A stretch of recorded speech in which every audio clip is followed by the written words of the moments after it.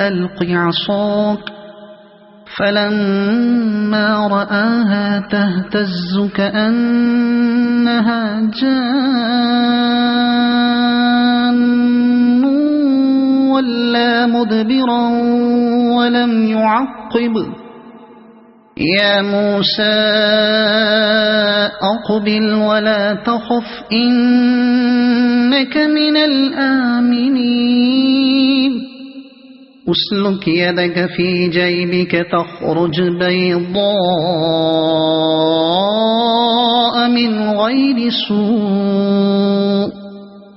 واضمم إليك جناحك من الرهب فذلك برهانان من ربك إلى فرعون وملئه إنهم كانوا قوما فاسقين قال رب إني قتلت منهم نفسا فأخاف أن يقتلون وأخي هارون هو أفصح مني لسانا فأرسله معي يرد أن يصدقني إني أخاف أن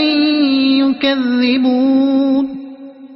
قال سنشد عضدك بأخيك ونجعل لكما سلطانا فلا يصلون إليكما بآياتنا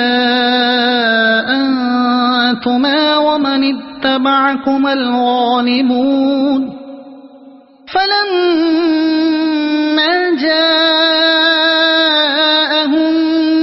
موسى بآياتنا بينات قالوا ما هذا إلا سحر مفترى وما سمعنا بهذا في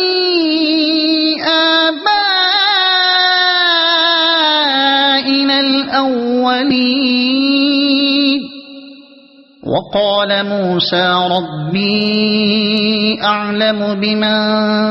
جاء بالهدى من عنده ومن تكون له عاقبة الدار إنه لا يفلح الظالمون وقال فرعون يا أيها الملأ ما علمت لكم من إله غيري